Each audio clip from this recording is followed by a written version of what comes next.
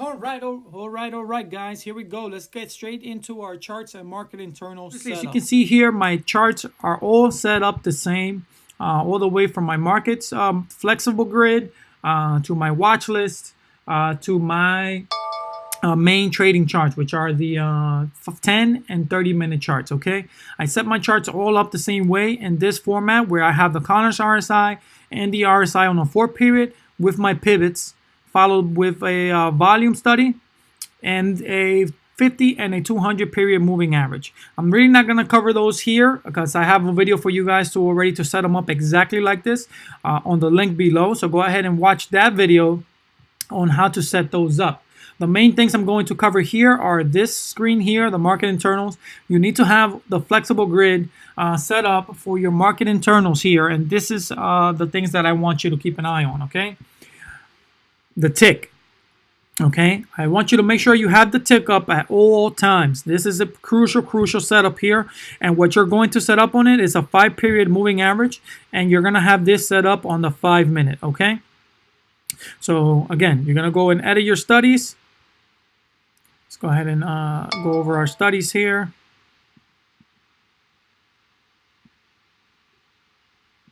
And what I want you to have simply a simple moving average, a 5-period, and the you can actually ignore this on the tick, it's not part of it. Okay, so simple moving average is all you're going to add to the tick, okay? And it's going to be on the 5-minute. Oh, okay. And then actually I deleted it by mistake there. Let me go, there it is. The next thing you're going to add to the tick is a drawing line on the -500 and a drawing line on the +500. Okay, same thing. You're going to follow and do the same on the +1000 and -1000 levels. Okay, and then you see these arrows here. These are your alerts. You're going to set persistent alerts at these levels because you want to know where the tick is pounding away at. Is it pounding away at the -500 to -1000 levels or the +500 to +1000 levels? Okay, and you can just set them to arrows instead of being lines so that it doesn't bog down your screen. So on this screen here on the settings, what you're going to do on all your charts is you can set it to arrows only. So alerts show arrows only. Okay, and that's the main thing you're going to do here. And that's pretty much it. And then when you set your alerts, you're going to go ahead and right-click the drawing. Actually, right-click on the chart. You're going to create an alert. And you're going to scroll down. You're going to put the price level that you want, obviously. So put 1,000. Scroll down to the bottom. Options, so down here. And you're going to make create regular alert. So you're going to select this level here. And it's going to stay there forever. And every time it crosses above and below it, you're going to hear your notifications. I personally like to have custom sounds, but that is up to you on what you want to set up. If you guys want a copy of my custom sounds, just reach out and I'll be more than happy to send those over to you guys, okay? So that is what you're going to do. Again, you're going to set those at the -1000, -500, 500, and +1000, okay? For the VIX, you're going to do basically the same setup that we have on all the charts, which is just Connors RSI and the regular RSI with the 20 and 80 levels. And then you're going to have your pivots set up on the VIX as well, okay? And one thing I have not shared with anybody on YouTube is another market internal that is actually pretty handy. It will tell you what's actually going on in the background. Is going to be the TRIN, okay? TRIN. So on Thinkorswim, it's going to be $TRIN.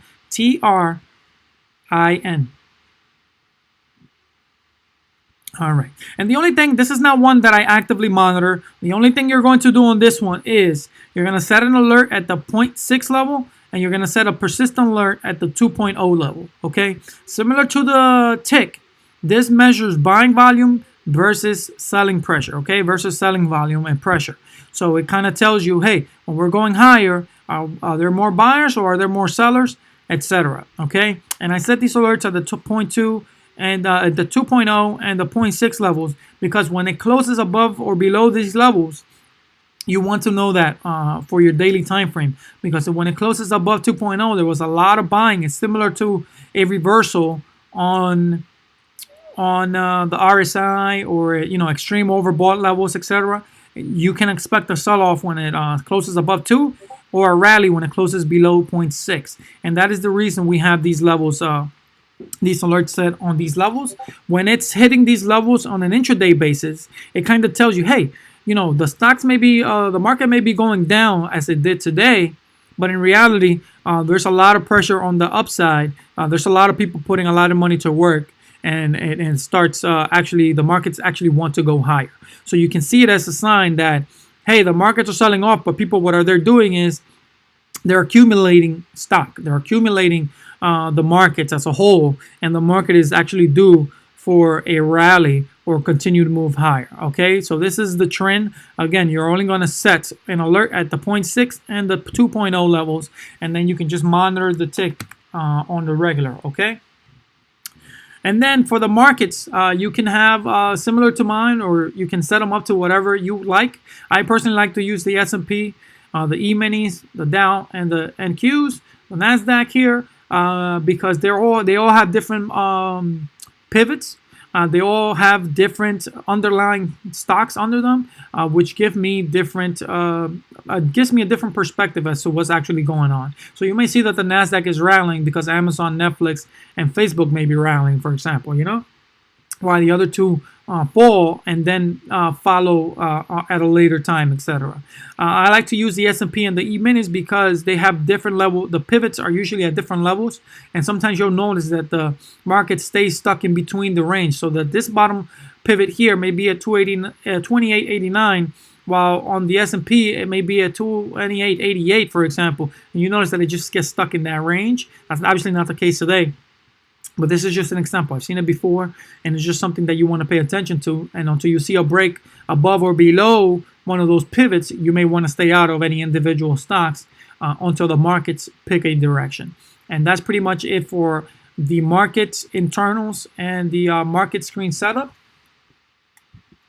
The next screen you are going to look at is your flexible grid for the stocks that you're looking to trade.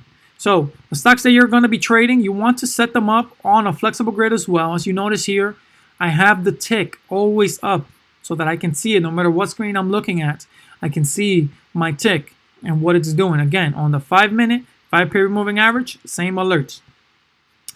Again, you're going to set up your chart all the same. You can use whatever indicators you want. It doesn't matter. I do recommend you use the pivots and that you use the volume. As far as RSI, you can use whatever indicators that you would prefer, as long as you're comfortable and you understand your indicators. You do not have to use the ones I use, okay? I just like to share the ones I use in case you do want to apply this system. All right, and then what you're going to have on these screens is the stocks that you're actively looking to trade or looking to potentially trade. So what you're going to do every morning, you're going to go ahead and box it in. You're going to pull all of these individually, box them in. So for example, on Apple, you would set an alert at the pre-market high, pre-market low, set your alerts. Boom, that one is done. That way you don't have to monitor them all the time. Again, this one, as I said before, pre-market low on this one was at the pivot. You're going to set that as your pre-market low, pre-market high. The pivot is always going to overrule, whether even if the pivot, even if the pre-market low was above it, you would have used the pivot on the break of lower, okay?